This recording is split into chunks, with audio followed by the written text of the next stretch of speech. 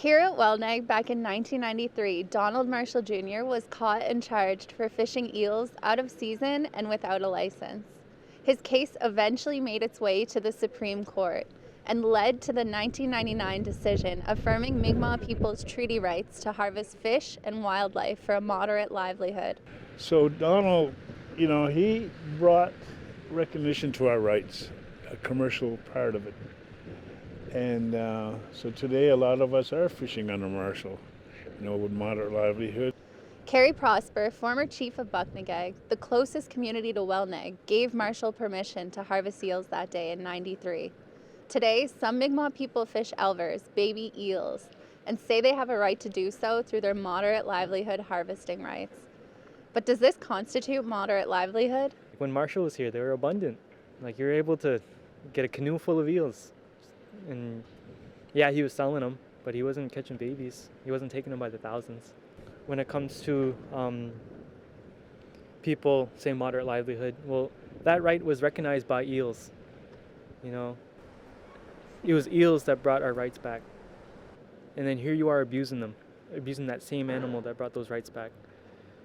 Eels, they're in the center of it.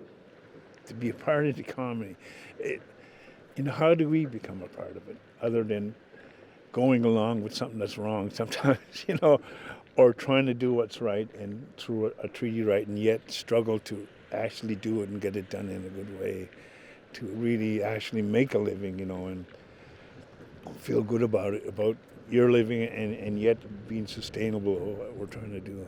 Prosper's community, Paqtnkek, is one of the only Mi'kmaq communities that chooses not to participate in the elver fishery.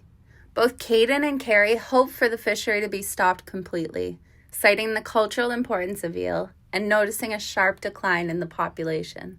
And a lot of the times when our elders were passing away, they'd request eel stew to be one of their last meals because it holds memories. Food is a really big part of culture, and eels hold a lot of memories for a lot of people. Not as much anymore, but it did, and to me, it does. When I think about Ndugalim and our connection to all of life here, and I've walked around to wide scene, I see it in their management plans, but I don't see it in their mind. I don't see it in their heart. I don't see it in their culture. I don't see it in how they do things. And that's what we're missing.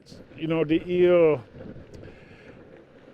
it's a very important spiritual part of us. All Mi'kmaq, and I think we're going to need that in the future. Sisimohan, CBC Indigenous, Paqtnkek.